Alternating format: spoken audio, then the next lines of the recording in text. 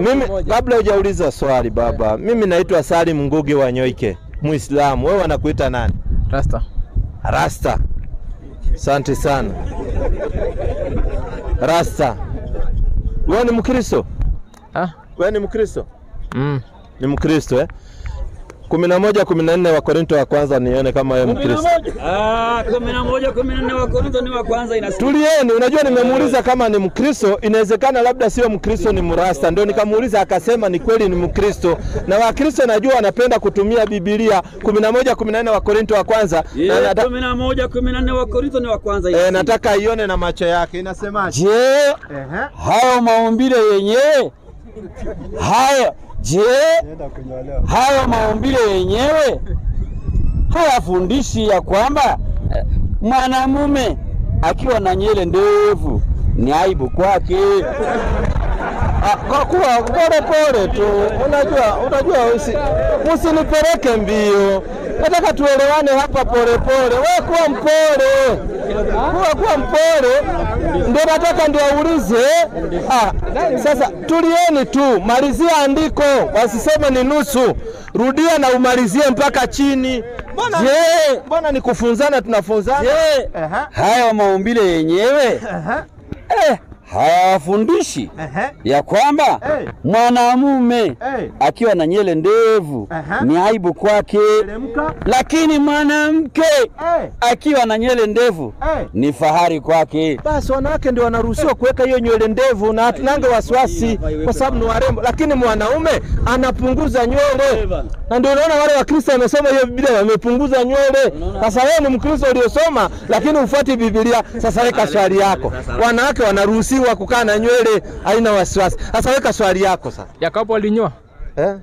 Mimi sina habari ya Yakobo. Mimi nimesoma hapa. Sasa labda uulize huyu aliandika Biblia, wale walinyoa, huyu aliandika hapa. Maana yeye ndiye ameandika, sio mimi nikuquote tu. Amesema hiyo nywele inapendeza wakati iko na wanawake. Lakini wanaume punguza kidogo. Unaona?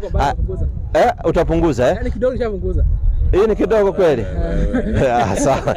Lete swali yako. Ilikuwa salamu tu. Sawa. Mimi jamaa Yesu akuona baba, si ndio? Nani? Yesu. Ana baba? Yesu.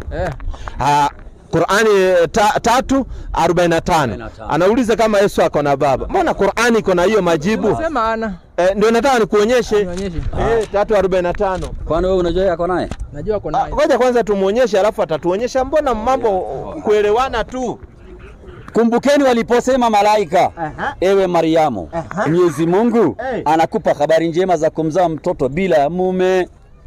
Kumbe Mariamu anaambiwa atazaa mtoto bila ya nani? Mume. Maana yake hana baba.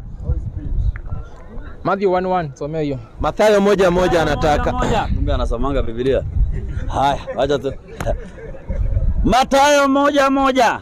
Kitabu cha ukoo wa Yesu Kristo, mwana wa Daudi, mwana wa Ibrahimu. Huyo ni nani? Sio mwana wa Mungu. Sasa mbona Ngoja usichemshe baba. Usichemushe. Sasa mbona mna wasiwasi? Mbona kitabu kiko wazi vizuri? Kinasema ukoo wa Yesu Kristo, mwana wa Daudi, mwana wa Ibrahimu. Kwa sababu hiyo ndio lineage ametokana nayo, lakini baba mzazi hana. Hiyo ni lineage inayozungumziwa. Hata mimi najiita mwana wa Adam kwa sababu nimetokana na Adam. Hiyo ndio lineage, lakini Adam yani kutoka kwake direct hapana, nimetoka kizazi baada ya kizazi ndio tukaja kupatikana. Lakini tukirudi nyuma zote tuko kwa Adam, tumetoka mgongo wa Adam. Binadamu wote unaona duniani ni mbegu ya Adam. Because ndio imekuja ikisupply ikakuwa nyingi duniani. Ndio tunaitwa wana wa Adam. Lakini hana baba mzazi. Kilichozungumziwa katika Qur'ani ni baba mzazi, maana yake amezaliwa, ni muujiza, hana baba lakini yuko na mama. Mungu anaumba anavyotaka. Hivyo alikosea kusema hiyo? Nani? Hajakosea, nimekuambia ni lineage anazungumzia. Lakini wale sio baba yao watu wale wamemzaa. Ni lineage ametoka hiyo, sio ni mwanadamu ametokana na hiyo lineage yao. Haya sawa. Siakataa. Mbona mimi sasa tuanzie hapa. Mimi ni mimi ndio. Mimi natangu Muhindi. Mothoka. Muhindi. Sasa wanaanza kusema mtu mwingine anasema Daudi, mwana wa Daudi. Kwa sababu Yesu ametokana na hiyo lineage. Hujasoma historia yake. Yeye hajatokana na lineage ya Mudhoka. Hapana. Yeye ametokana na hiyo lineage ya Daudi. Kila mtu ana lineage yake. Ndio Mariamu akapatikana kwa hiyo lineage, alafu sasa yeye akapatikana. Nani? Mariamu katika nini ya Kiislamu hajaolewa, lakini katika Biblia inasemekana alikuwa ameolewa na mtu anaitwa Yusufu, kwa sababu katika Biblia wanasema Mariamu alizaa watoto wengine. Unaona, lakini katika Qur'ani hakuzaa watoto wengine, alizaa mtoto mmoja ambaye ni Nabii Isa, alafu akafa, yeye hajazaa mtoto mwingine. Lakini Biblia inasema hapana, alizaa watoto wengine. Kumbe Yesu alikuwa na mabrothers wake ambao ni wa damu moja, kwa sababu damu unapata kutoka kwa mama wakati kile kitofu kinapokatwa. Mama akizaa kuna ile kitofu kinakatwa. Unanipata vizuri? Kwa sababu mtoto akiwa kwa tumbo anafeed kupitia hiyo. Unaona? Sasa damu yake ikipimwa na ya mama inalingana. So na hawa watoto wengine wakazaa, Biblia ndio inasema alikuwa na watoto wengine, lakini Qur'ani inasema hapana, hajaolewa, hajalala na mwanaume yote wakati anamzaa Nabii Isa, na baadaye hajalala na mwanaume yote, Qur'ani inatueleza. Lakini Biblia inasema alikuwa na watoto wengine 6:3 Mariko. Alizaa watoto wengine. Mambo ya Mariko inasema. Babu alikuwa na mandugu zake aswa. Alafu angalie saa tusichelewe kama jana. Sawa. 6:3 inasema huyu si yule seremala. Tufunge na 25. Unasikia kweli? Huyu si yule seremala, maana wa Mariamu. Na nduguyo, na nduguze Yakobo. Alikuwa na ndugu yake anaitwa Yakobo, Yose, na kuna mwingine alikuwa anaitwa Yose, Yuda, na kuna mwingine alikuwa anaitwa Yuda, Simoni, na muumba wake, na maumbu wake. Unaona? So katika Biblia maumbu yake. Tulia hapo. Katika Biblia wanasema inaonekana Yusufu aliendelea kuzaa na Mariamu baada ya Yesu kuzaliwa.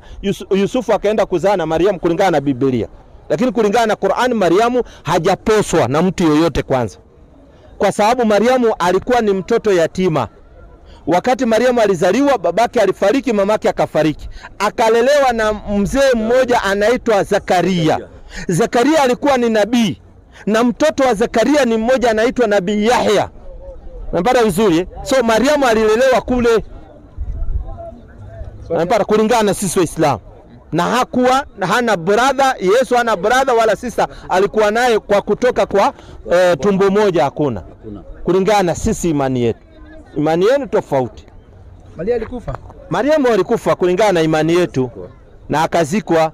Biblia hakuna imeandikwa kwa Biblia amekufa. Kwa Biblia sijaona imeandikwa, lakini kwa mafunzo ya Katoliki, maana nilikuwa Mkatoliki kule, wanasema alikufa akakaa siku 3 akafufuka akaenda, kulingana na Katoliki.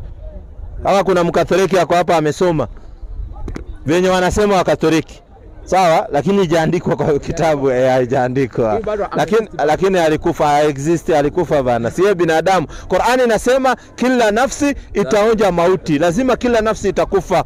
Ibrahimu amekufa wakati Ibrahimu alikuwa rafiki ya Mungu na amekufa. Sasa sisi nani tukose kufa?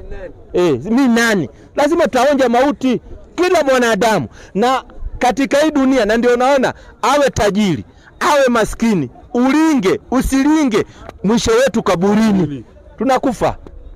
Na sasa tuko na yeye hapa. Baada ya miaka, tuseme miaka 70 hivi. Atiso, wewe. Mtu wa so utampata wapi? Sasa hii Kenya nani hata amefikisha miaka 100? Ni wachache sana.